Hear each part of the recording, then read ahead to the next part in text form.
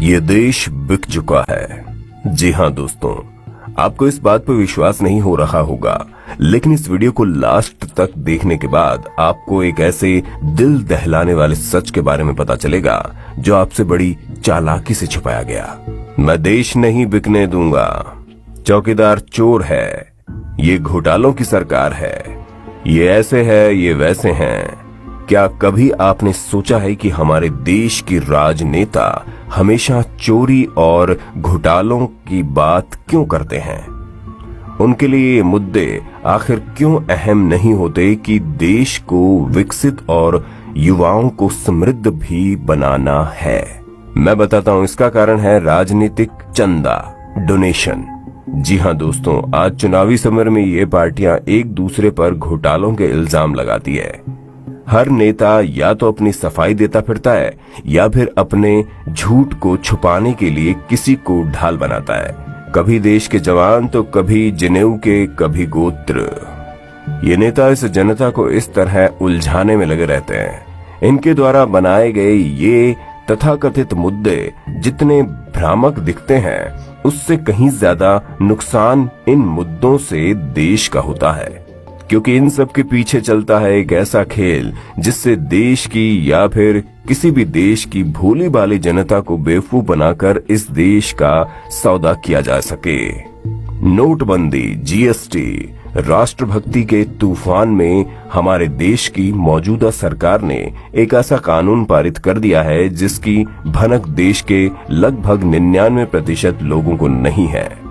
ना ही वे आज तक जान पाए कि ये कब और क्यों हुआ। लेकिन मैं आपको बताऊंगा कि ये कब और क्यों हुआ, इसका फायदा किसको होगा और इसका नुकसान देश को कितना होगा।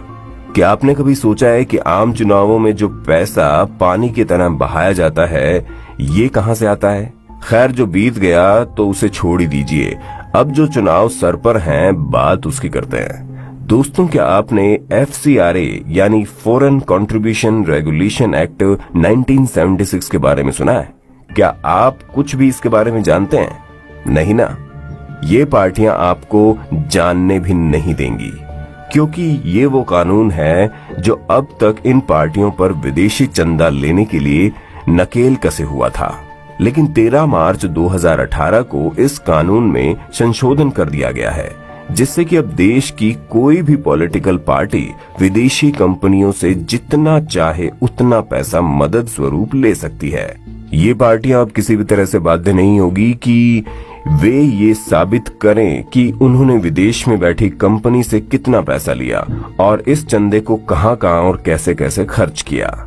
यानी अब विदेश में बैठी कोई अज्ञात कंपनी जितना चाहे उतना पैसा किसी पार्टी पर लगा सकती है और उसे सत्ता में बैठा भी सकती है। ये जानना और समझना बेहद जरूरी है कि आखिर ये कंपनियां इस तरह पैसा क्यों बहाती हैं। जाहिर है, जब ये कंपनी गंजे को कंघी बेच सकती है तो इन राजनीतिक पार्टियों पर इन कंपनियों की मेहरबानी का कोई कारण होगा, और वो कारण है कि किसी भी देश के बाजार को अपनी मुट्ठी में करना। ये पार्टियां जब बेशुमार चंदा लेकर सत्ता पक्ष बनती हैं, तो इनकी सारी नीतियां इन्हीं कंपनियों के पक्ष में बनाई जाती हैं। उदाहरण के तौर पर आप कुछ इस तरह समझ सकते हैं, राफेल बनाने का जिम्मा भारत की एक ऐसी प्राइवेट कंपनी को दिया गया जो महज कुछ ही हफ्तों पुरानी है, जबकि भारत सरकार की खुद की कंपनी हिंदुस्तान एरोनॉटिक्स लिमिटेड कई दिशाओं से सैन्य जहाज बनाती आ रही है। ये नए निवेश लाने की आड़ में देश बेचने का एक नया गोरख धंधा चलाया जा रहा है। यानी भारत संचार निगम को पूरी तरह से खत्म करके उसे जियो के हवाले कर देना इन्हीं नीतियों का एक उदाहरण है। राजनीतिक पार्टियां इन बड़ी कंपनियों से चंदा स्वीकार करती हैं ताकि बाद में इन्हीं कंपनियों का उद्धार कर सके।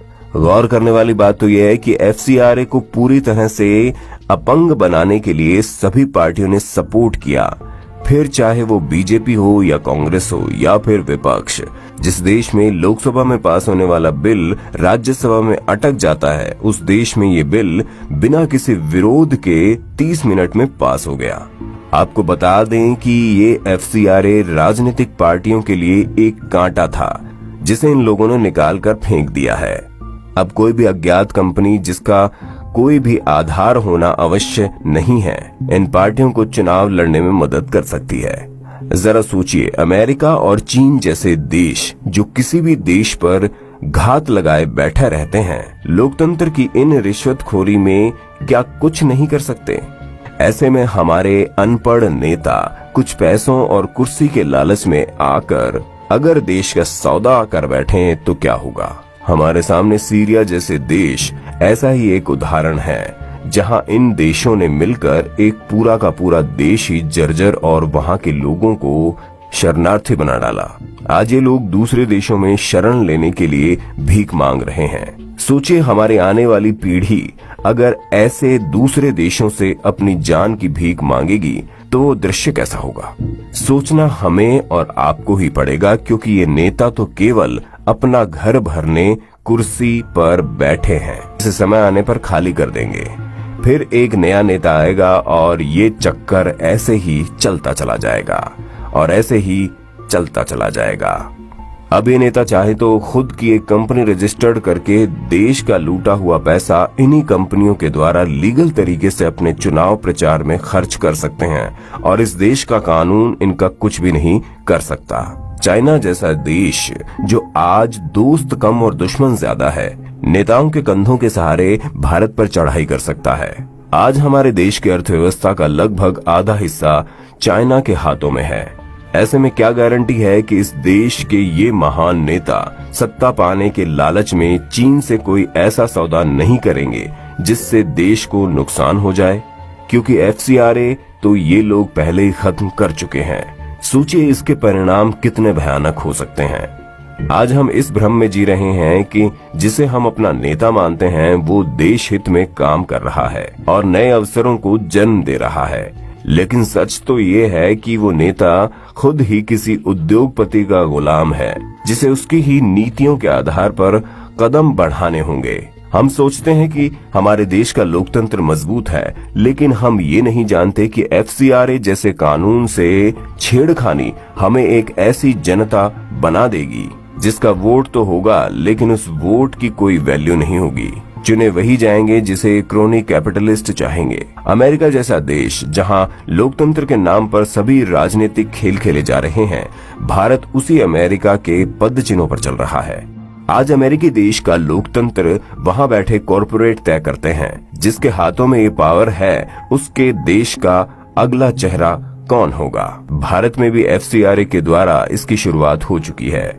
ये बेहद संवेदनशील विषय है जिसे हर भारतीय तक पहुंचाना होगा और इसके लिए हमें आपकी मदद चाहिए। हमें नहीं पता कि आप हमारे बाकी वीडियोस शेयर करते हैं या नहीं, लेकिन इस वीडियो को शेयर करें भारत के लिए, भारत की आने वाली पीढ़ियों के लिए। धन्यवाद।